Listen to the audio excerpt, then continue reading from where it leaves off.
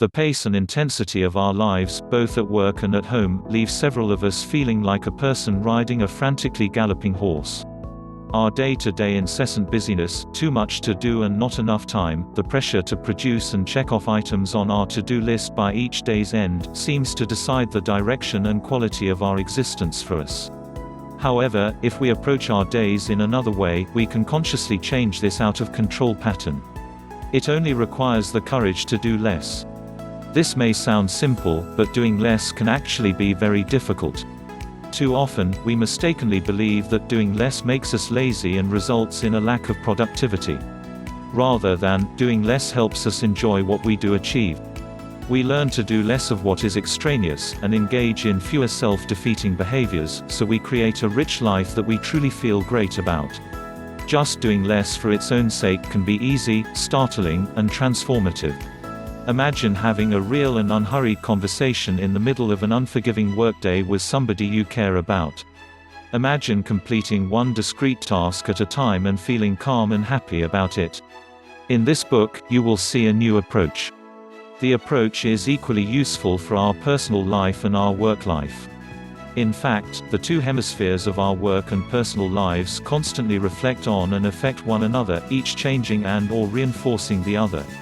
Every life has awesome meaning, but the fog of constant activity and plain bad habits can often obscure the meaning of our own.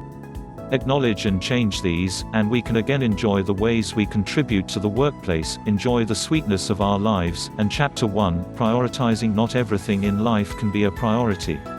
Many important things will compete for attention over your lifetime, but there are not enough hours in anybody's lifetime to give attention to everything that could potentially be a priority. Determining your basic priorities is a key exercise in moving toward more efficient use of your time.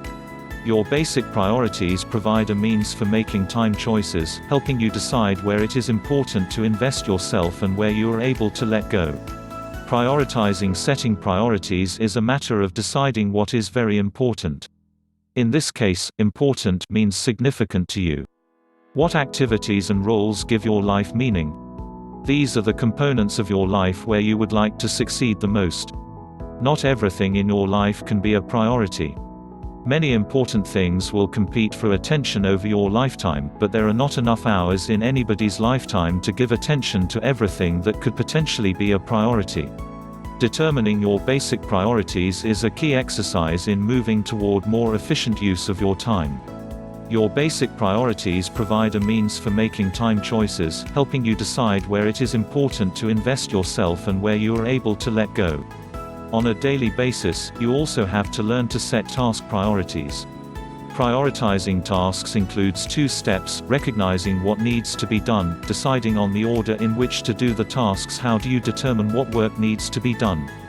For the most part, it relates back to your basic priorities. To be efficient in your time use, you have to weed out the work that does not fit with your basic priorities. Learn to say no to jobs that look interesting and may even provide a secure sense of accomplishment but do not fit with your basic priorities. Chapter 2, Tips to help you prioritize. Here are some tips to help you prioritize. It is important to use these tips on a regular basis to help remain focused. Each of these techniques can help you in getting closer to your goal of becoming more effective with your time. Tips. Each of these techniques can help you in getting closer to your goal of becoming more effective with your time. 1. Assume ownership of your time. Most individuals would be surprised if somebody reached in their wallet without asking and helped themselves to the money found there. But how different is that from letting other people help themselves to your time? Take possession of your own time and do not allow other people to make commitments of your time without your permission. It is not selfish to keep other people from consuming your time. Give your time freely when you want, but do not make the mistake of undervaluing this resource, or feeling guilty when you do not allow other people to waste it. Think of a time lately when somebody wasted your time.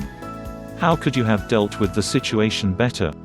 2. Prioritize. Continually check yourself to see that you're working on the most significant things. Helping your child talk through a problem she is having, or discussing the day's events with a spouse or friend may be more significant than getting the dishes done or a load of laundry completed. Do not think of priorities only as tasks that need doing. As you remind yourself to direct yourself to the most important tasks first, you will find yourself letting go of tasks that really did not need to be done in the first place. 3. Learn to say, no. It is not that saying the word is so difficult. It's more the feeling of guilt that many women experience as soon as they use the word. Try centering on the significant things that will be done because you used that 2-letter word to decline something which was not a part of your priorities. Considering your past week, what are some things you should have said no to? 4. Protect your blocks. Think of your day as numerous large blocks of time with the blocks divided by natural interruptions. Where you have control, keep your blocks whole, scheduling appointments and meetings, running errands at the beginning or end of a block instead of in the middle. Having an appointment in the middle of a block leaves little time at either end to tackle a major piece of work. Keeping your blocks of time as big as possible gives you a feeling of having more time that is available. 5. Delegate. There is that D word. Delegating means assigning the responsibility for a task to somebody else. That signifies you no longer have to do the task, nor do you have to remind somebody else to do it. Being able to delegate some tasks is a way of freeing up some of your time for the jobs that only you are able to do. As somebody else learns to do a job, do not be tempted to take over if they are not doing it quite right. You have to learn that done may be good enough.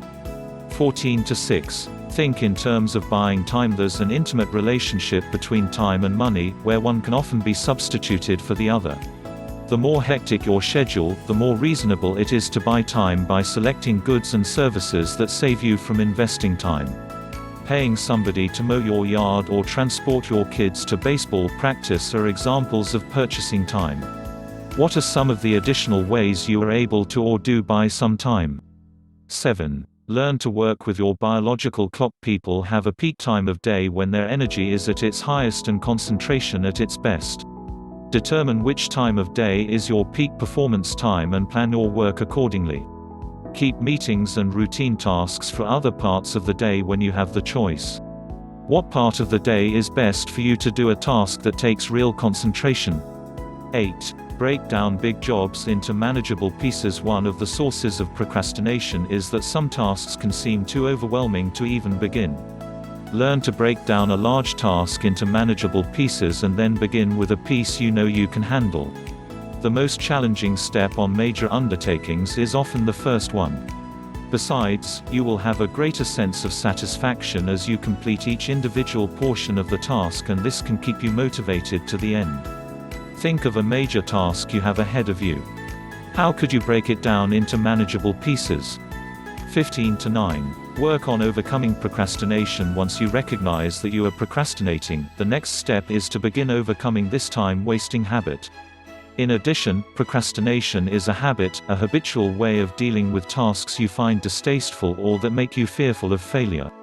When you see that you are procrastinating, make an appointment with yourself to take the first step toward completing the task.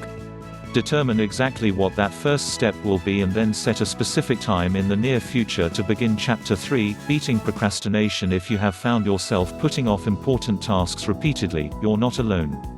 In fact, many people procrastinate to some degree.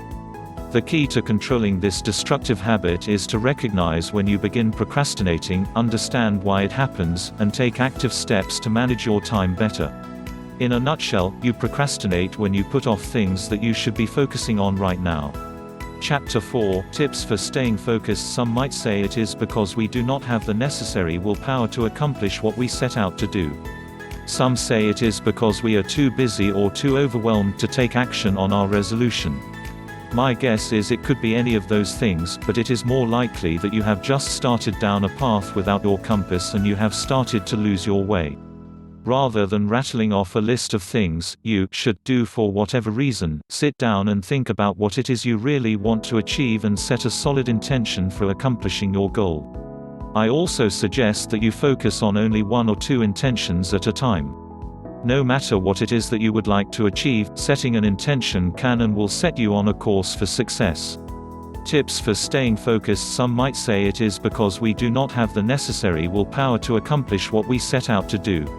Some say it is because we are too busy or too overwhelmed to take action on our resolution. My guess is it could be any of those things, but it is more likely that you have just started down a path without your compass and you have started to lose your way. Rather than rattling off a list of things you should do for whatever reason, sit down and think about what it is you really want to achieve and set a solid intention for accomplishing your goal. I also suggest that you focus on only one or two intentions at a time. No matter what it is that you would like to achieve, setting an intention can and will set you on a course for success. Chapter 5 – Work less, accomplish more. If you are feeling overworked, overwhelmed, or just plain over it, the following time management tips can help you maximize your productivity so you are able to accomplish more. Work less, accomplish more. If you are feeling overworked, overwhelmed, or just plain over it, the following time management tips can help you maximize your productivity so you are able to accomplish more. Separate work from home. Between responding to personal emails, instant messaging, and fielding cell phone calls from your kids, it can get very hard to stay focused on the tasks. Therefore, when you're in the office, try to concentrate on your work as much as possible. Then when you're at home, you can really deal with your issues there without distraction. You'll wind up having better quality time both places. Separating your work duties from home-related ones will allow you to keep your mind on work when you're there and, in turn, procrastinate less, feel less overwhelmed, and accomplish more. Establish boundaries and stick with them. While it is always great to try to make everybody happy all the time, it is just not possible in a workplace ruled by the irrefutable laws of time and space. Learn when to say no. There are times when it's right to go beyond the call of duty on the job. For instance, when it is a real emergency, then I do not mind staying late or going out on a limb. However, that's different from just letting people dump their last-minute work on your desk so they can make it home early. While you need to do your work, you also need to take care of yourself and know your job's boundaries. Chapter 6 – Equanimity. What is equanimity? Philosophy teaches us to bear with equanimity the bad luck of other people. Merriam-Webster defines equanimity as an evenness of mind under stress, a habit of mind that's rarely disturbed under great strain, a controlling of emotional or mental agitation through will and habit, a steadiness when facing strain. Equanimity is a practice, most often discussed in Buddhist and Sufi traditions. Equanimity is the base for wisdom and freedom and for compassion and love. Few individuals are capable of expressing with equanimity opinions that differ from the prejudices of their social environment. Most individuals are even incapable of forming such opinions. What does equanimity look like? Equanimity is the capacity to stay neutral, to observe from a distance, and be at peace without getting caught up in what we observe. It is the capacity to see the big picture with understanding and without reacting, for instance, to another's words, ideology, perspective, position, premise, or philosophy. Essentially, we take nothing personally, refuse to be caught up in the drama, our own or other people's. How do we develop equanimity? There are numerous mind-body qualities that support the development of equanimity.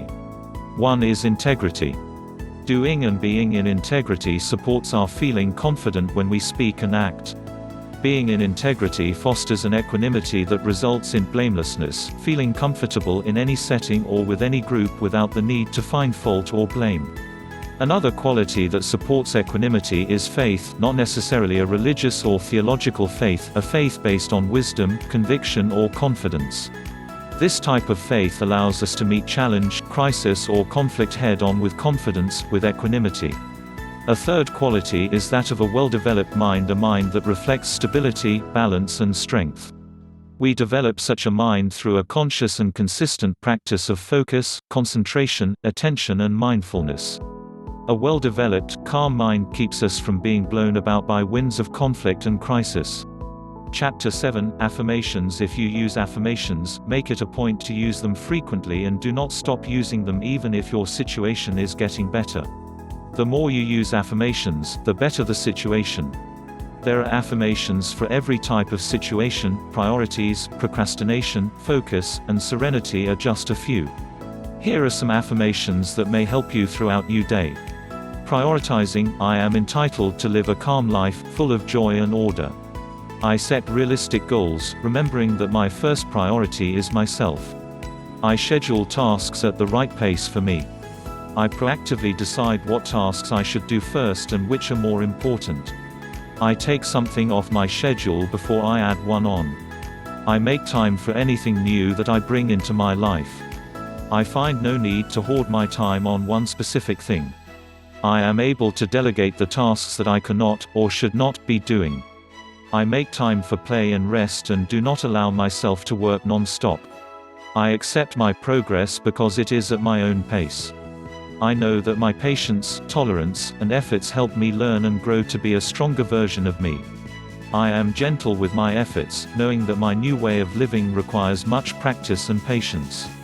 Wrapping up, generally, when we make progress in life, it is because life presses on us to move forward. Seldom is it because of our own conscious choice and initiative. Over the long course of our lives, such forced advancement occurs in unpredictable ways, sometimes through happy, but often through unhappy experiences. Surely, this is not the most effective way to progress in life. Yet that is the way the overwhelming majority of us progress in life. We call such inefficient, unpredictable, life-meandering progress. However, with this book and these tips we can consciously change our behavior without the added stress. We can have balance and success in life. In addition, we can get our priorities in line and keep them there. What is stopping you from grabbing those extra minutes and hours in your day? The only answer is, you. So get out of your way and start accomplishing more by doing less.